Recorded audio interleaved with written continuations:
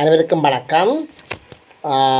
அர்ச்சுனா ராமநாதன் அண்மையில், அதாவது சில தினங்களுக்கு முன்னர், முல்லைத்தீவு மாவட்டத்தில் உள்ள ஒரு பிரதேச செயலகத்துக்கு சென்றிருக்கின்றார். பிரதேச செயலகத்தில் அந்த பிரதேச செயலகத்துக்கு கீழே பிரதேச சபையில் போட்டியிடுகின்ற அந்த வேட்பாளர்களை அறிமுகப்படுத்துகின்ற ஒரு நிகழ்வுக்கு சென்றிருக்கின்றார். இந்த நிகழ்வில் 3 முக்கியமான விடயங்கள் கதைக்கப்பட்டிருக்கின்றது.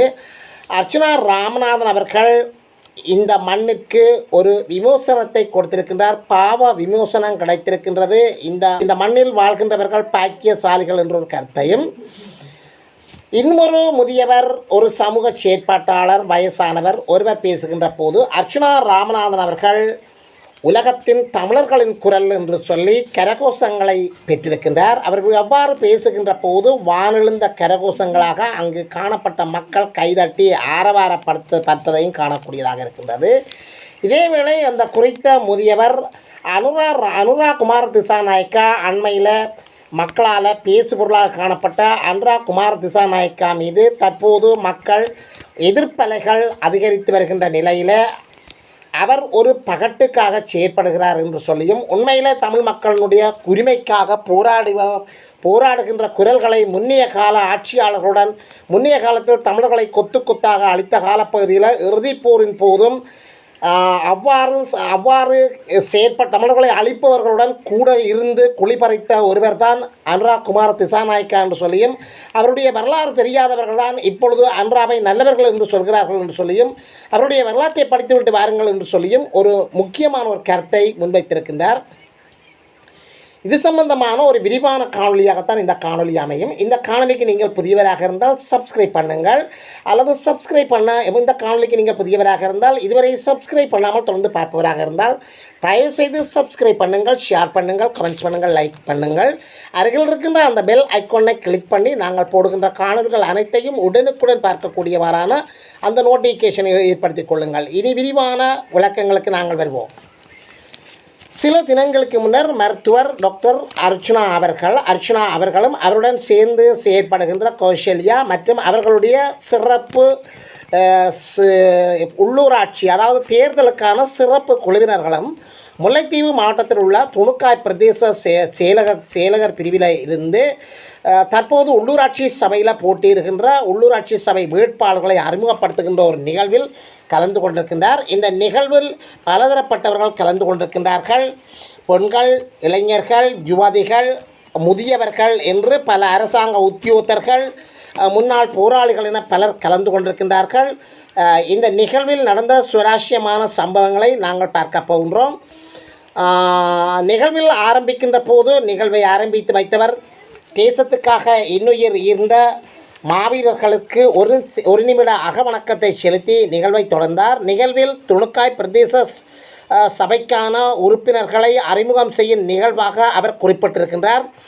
இந்த நிகழ்வில் கலந்துரையாடுவதற்காக வந்த அர்ச்சுனாவை தாங்கள் மரியாதை நிமித்தம் கௌரவமாக வரவேற்கின்றோம் என்று சொல்லி செயற்பட்டிருக்கின்றார்.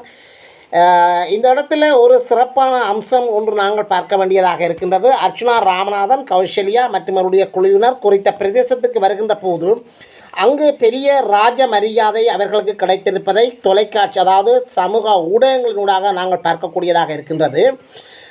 அர்ச்சுனா ராமநாதன் மற்றும் கௌசல்யா ஏனைய குழு உறுப்பினர்கள் அந்த இடத்தில் பிரசன்னமாகின்ற போது அவர்களை பலதரப்பட்ட மக்கள் வரவேற்றதையும், அவர்களுக்கான ஆராத்தி எடுத்து அவர்களை, அதாவது விளக்கேந்தி ஆராத்தி எடுத்து அவர்களை வரவேற்றதும், பொன்னாடை போர்க்கப்பட்டதும், மாலைகள் அணிவித்து அவர்களை வரவேற்கின்ற நிகழ்வுகளை பார்க்கின்ற போது மிகப்பெரிய ஒரு தலைவருக்கு கொடுக்கின்ற ஒரு வரவேற்பாக அந்த நிகழ்வு காணப்பட்டது. தொடர்ந்து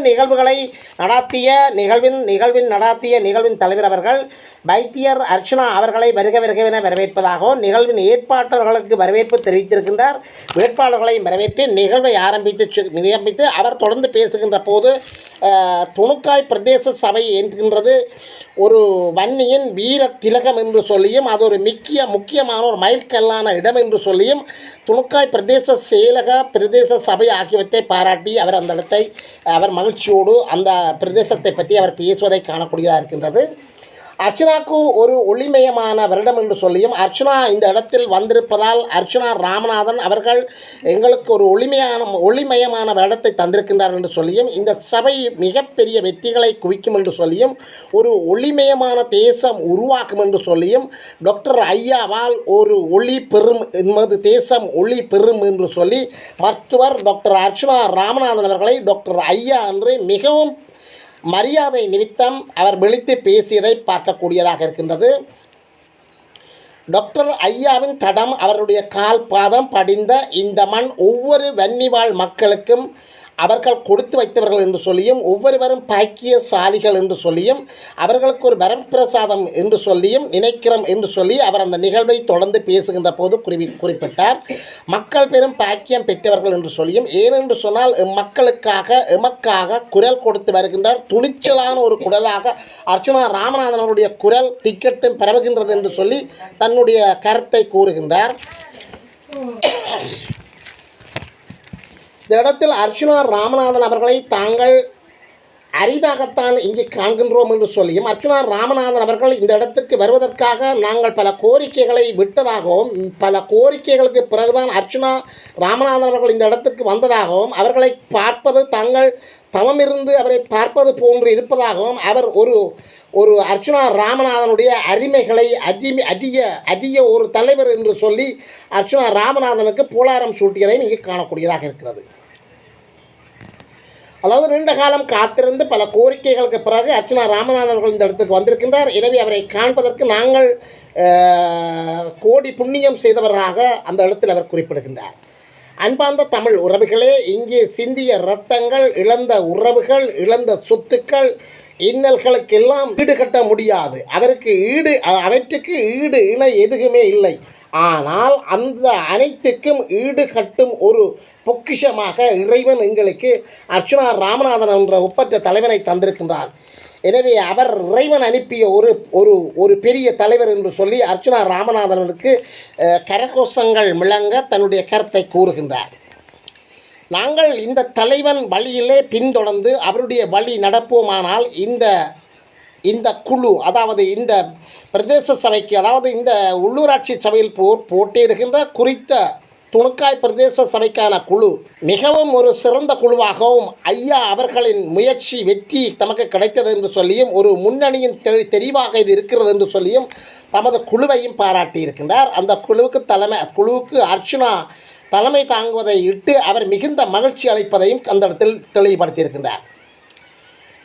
டாக்டர் அர்ச்சனாவின் சார்பில் போட்டியிடுவதால் பெருமை அடைகின்றோம் என்று சொல்லியும் ஐயா இந்த மக்களுக்கு துன்பங்களை இன்னல்களை ஒரு காலத்தில் தீர்த்து வைப்பார் என்ற நம்பிக்கை தமக்கு இருப்பதாகவும் அதற்கு அவர்களின் கரத்தை பலப்படுத்துவோம் என்று சொல்லியும் அவருக்கு உறுதுணையாக நாங்கள் ஒவ்வொருவரும் இருப்போம் என்று சொல்லியும் எமது இந்த குழு பெரிவாரியான வாக்கு விகிதாசாரத்தில் நாங்கள் வெற்றி கொள்வோம் என்று சொல்லியும் அந்த வெற்றியை மக்கள் தருவார்கள் என்று சொல்லியும் அவர் அந்த இடத்தில் கருத்துக்களை வெளியிடுகின்றார்.